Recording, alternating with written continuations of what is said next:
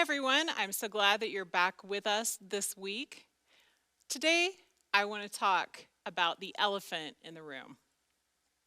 There's an elephant in the room today, and it's this big box right here. This big box right here, but we're not going to talk about it right now. It's just the elephant in the room today. We're going to talk about her, and we're going to talk about him. See, she never wanted to be that girl. She never wanted to hate herself. She never wanted to be in this place in her life. And she might be you. She's the one who made one bad decision that turned into 20 bad decisions. She's the one who found herself making choices that she never thought she'd have to make. She's the one who someone else's choices broke down and broke apart. She's the one who, looking back, can't always tell the difference between her choices and someone else's choices. But now she lives with the results of all of those choices.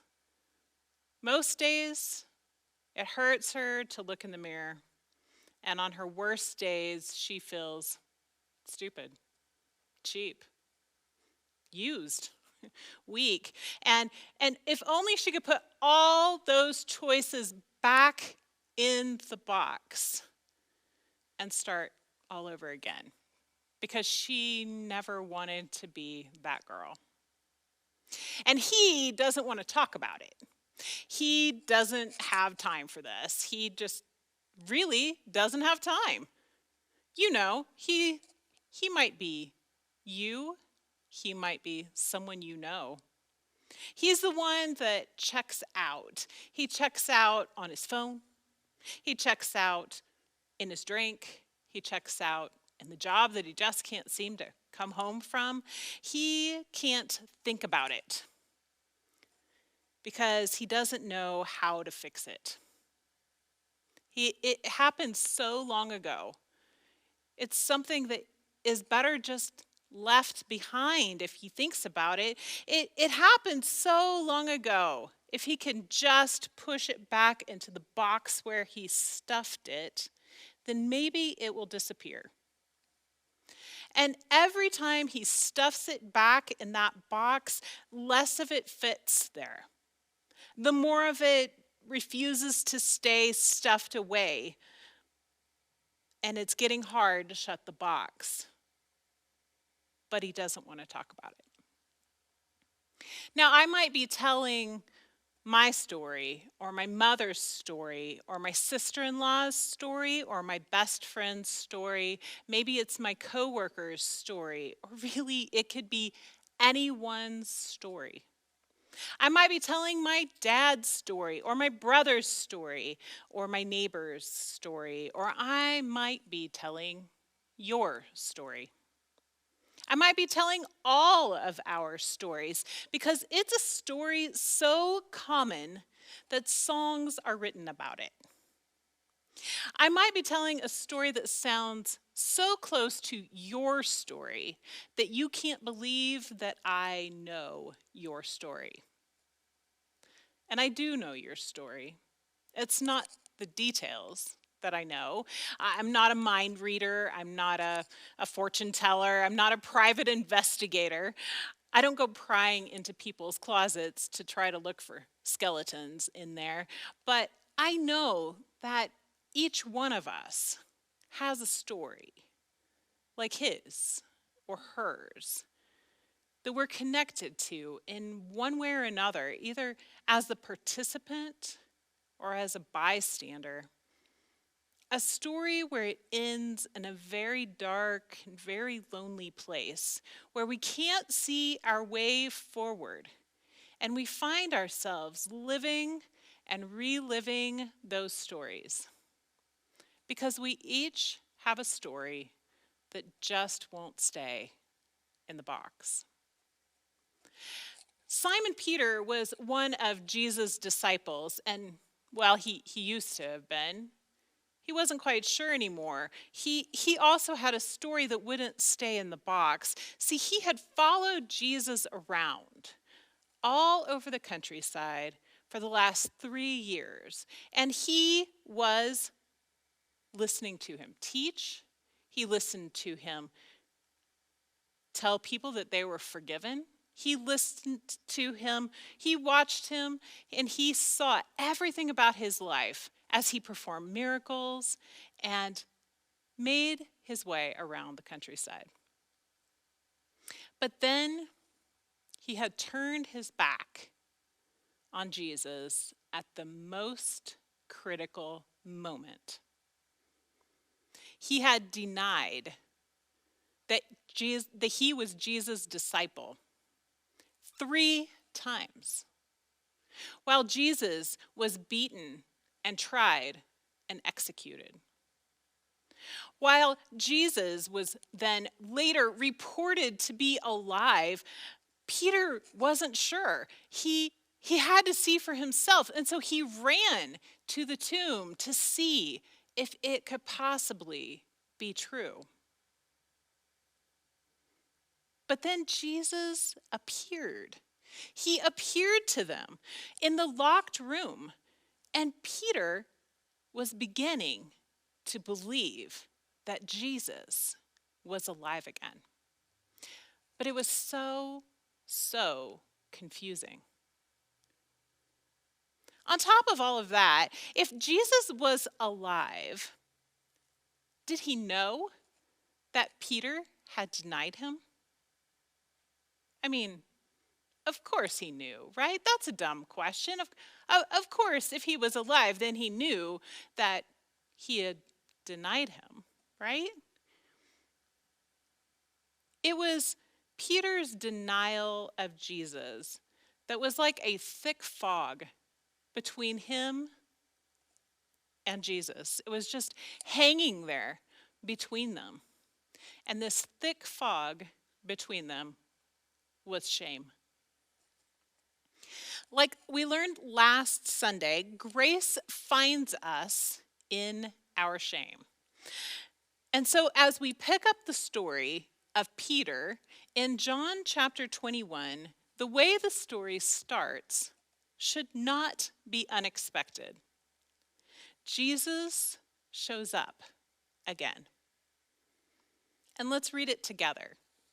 In John chapter 21, verses 1 through 3, it says, "Afterward, Jesus appeared again to his disciples by the Sea of Galilee. It happened this way. Simon Peter, Thomas, also known as Didymus, Nathanael from Cana in Galilee, the sons of Zebedee, and 2 other disciples were together. I'm going out to fish, Simon Peter told them. And they said, we'll go with you. So they went out and got into the boat, but that night they caught nothing. Well, I don't know about you guys, but when I hear this story, in my head, I hear Simon Peter, the fisherman turned disciple turned fisherman, speaking in the voice of one of my friends. He's another person who doesn't like just sitting around. I see the disciples sitting around silently on a log that is washed up on the beach, staring out at the sea, not knowing what to do or what to say. And they're all lost in thought when Simon Peter slaps his knees, stands up, and says, I'm gonna go fish. Can't you hear it? The other guys just look at one another and say, wait for us. And they all go together. See, I think Simon Peter is a lot like us. He's got a story that won't stay in the box. And if he just stays there staring off into the sea, the story will definitely not stay in the box. And the best way that Peter knows how to cram that story back into the box is to get busy. The best way that Simon Peter knows how to get busy is to go fishing. And so he jumps up and goes. You might have a different avoidance technique yourself. It might be enrolling your kids in every sport known to man so that you can keep yourself busy carting them around from one practice to another without any pause. Because pausing, it might mean that you'd have to think about things, and then the story would definitely not stay in the box. You might instead find yourself filling your days by serving in volunteer roles, meeting with friends who need you. They need you to listen to them.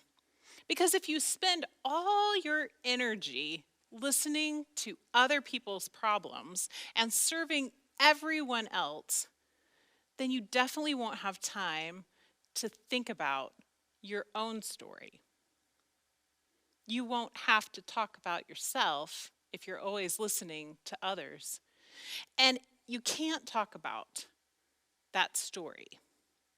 Because if that story is going to stay in the box, we have to just keep busy. And so you know what it's like. You understand why Simon Peter has to go fishing. It's because that's how he keeps from having to think about everything. So Peter's going fishing. Well, he's trying to go fishing. He wants to go fishing, but the problem is that the fish just aren't cooperating with him. He's fishing, but he's not catching anything.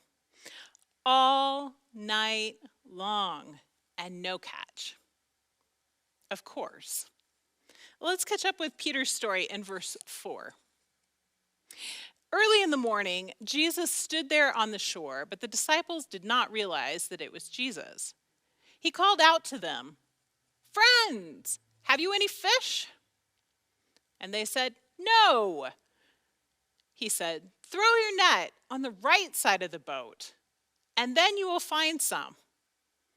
When they did, they were unable to haul the net in because of the large number of fish. Wait a second. This happened before.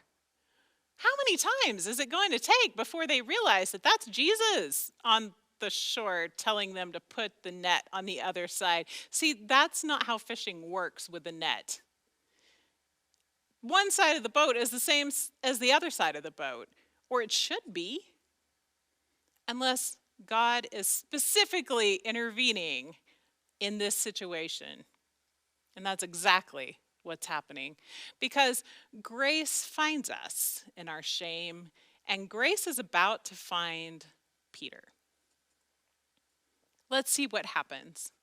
Moving on in verse 7. Then the disciple whom Jesus loved said to Peter, "It's the Lord." As soon as Simon Peter heard him say, "It is the Lord," he wrapped his outer garment around him, for he had taken it off, and he jumped into the water. The other disciples followed in the boat, towing the net full of fish, for they were not far from shore, about 100 yards. When they landed, they saw a fire of burning coals there, with fish on it, and some bread. Jesus said to them, "Bring some of the fish you've just caught." So Simon Peter climbed back into the boat and dragged the net ashore. It was full of large fish, 153. But even with so many, the net was not torn. Jesus said to them, "Come and have breakfast." None of the disciples dared to ask him, "Who are you?" They knew it was the Lord. Well, even though Peter has been busy all night long fishing for nothing and trying to keep the lid on that box, that stubborn box, that really stubborn story that won't stay in that box, he's spent all night ignoring the shame that keeps popping back up, even though he's struggling in this way. Jesus comes to find him because grace finds us in our shame. Grace finds us in our shame. Let's just take a minute to consider how Jesus is that sentence in the flesh. Grace, as we've defined it in this series, is undeserved movement towards relationship. Undeserved movement towards someone in relationship. And does Peter deserve for Jesus to come and find him that night on the beach? No. Is Jesus obligated to appear to Peter after the resurrection at all? No. And Peter denied him. Not once, not twice, 3 times. Jesus has no obligation to Peter. No obligation except the obligation that he places on himself, because he always acts in line with who he is. And Jesus is the God-man. He's fully God and fully man for us and for our salvation. God came to find us. Originally, God came to find Adam and Eve when they were in the garden, and they were hiding in their shame. And later on, Jesus, the promised Messiah, the promised one who will come and save his people, Jesus comes to find us again. Grace finds us in our shame. And when it finds us, it frees us. Grace frees us from the power of shame. And that's what Peter is about to experience. In verse 13, it continues. Jesus came, took bread and gave it to them, and did the same with the fish. This was now the 3rd time Jesus appeared to his disciples after he was raised from the dead. When they had finished eating, Jesus said to Simon Peter, "Simon, son of John, do you love me more than these?" "Yes, Lord," he said, "you know that I love you." Jesus said, "Feed my lambs." Again, Jesus said, "Simon, son of John, do you love me?" He answered, "Yes, Lord, you know that I love you." Jesus said, "Take care of my sheep." The 3rd time he said to him, "Simon, son of John, do you love me?" And Peter was hurt because Jesus asked him the 3rd time, "Do you love me?" He said, "Lord, you know all things. You know that I love you." Jesus said, "Feed my sheep." And this is grace. This is grace. Here's what Jesus does. He picks up the box of shame that Peter is struggling to keep shut, and he takes it from him. "Peter," he asks him, "do you love me more than these fish that you've been using to keep from looking in this box?" Yes. Peter loves him more than he loves the fish. "Peter, do you love me more than you love being with the guys that have been helping you distract yourself from looking in this box?" Yes, Peter loves Jesus more than being with the guys. "Peter, do you love me more than the stuff that's in this box?" and it hurts Peter to have to say it. But yes, he loves Jesus more than he loves the shame that he is carrying with him. You know all things, Lord, even what's in that box. I love you more than anything.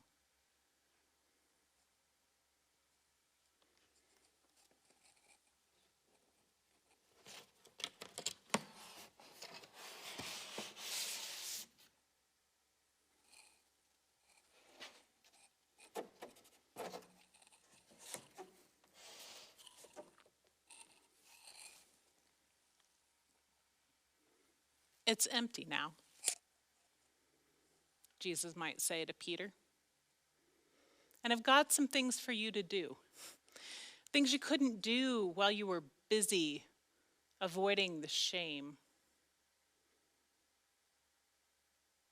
And so Jesus gives Peter a new direction. A new direction. Something to do other than go fishing and avoiding the box. And this is grace.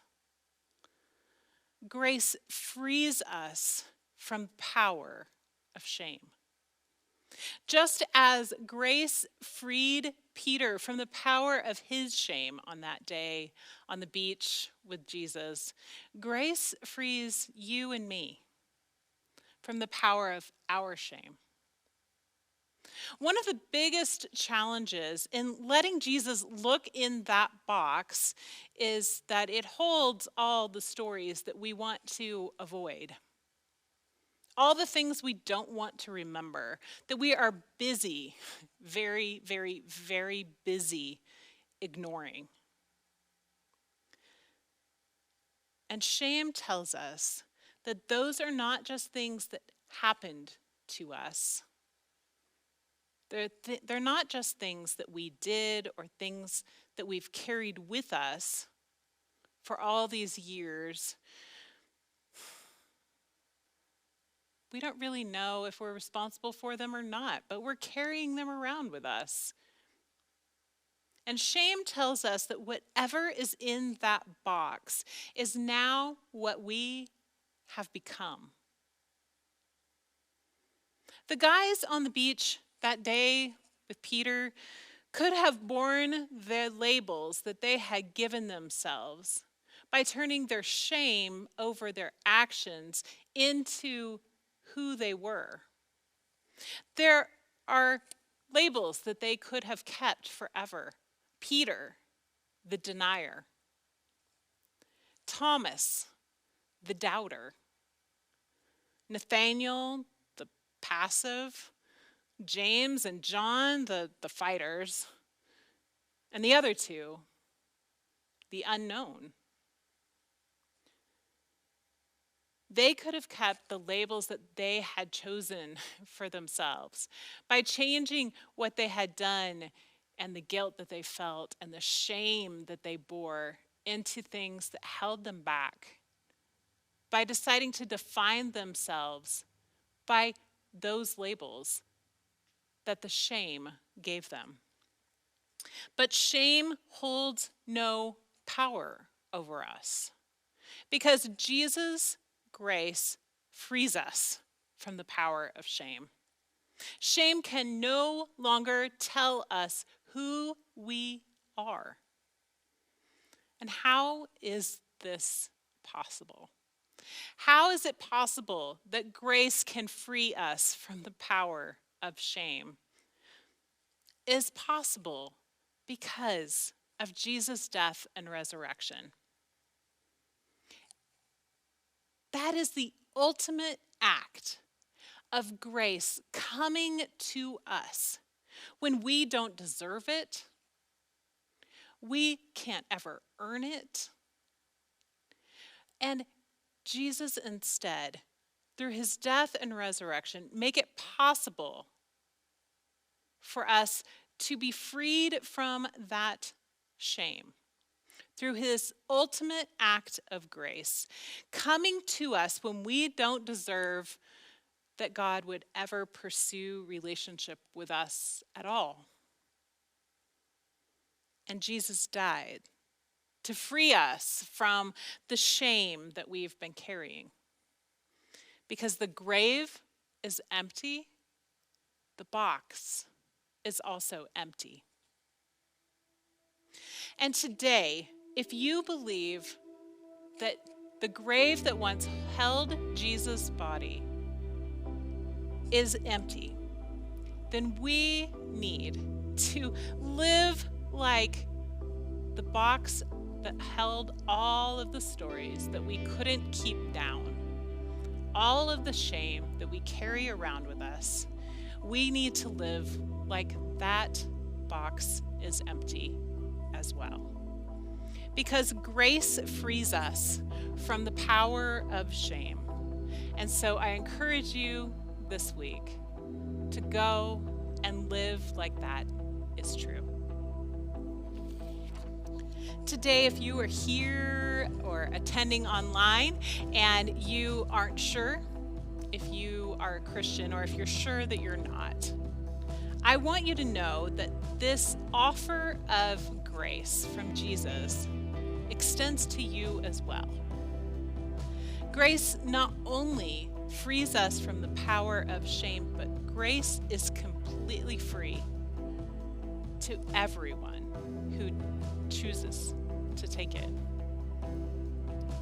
Today, if you decide to trust Jesus for the grace that he offers in place of your shame, that grace is available to you. You receive it by trusting Jesus to give it to you. It's not something that you're going to be able to see and hold in your hands, but it's something that you receive from him just as surely. And if you need to know more about this grace before you can begin to live in its freedom, I invite you to connect with us online and let us know. I want to know more about this grace. Because grace frees us from our shame, and it frees us from the power of our shame. Father, I thank you for the grace that you show us by sending Jesus.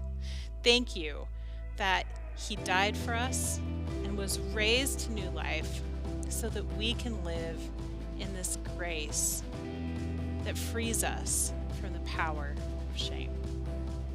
I thank you. In Jesus' name, amen. We'll see you guys next week.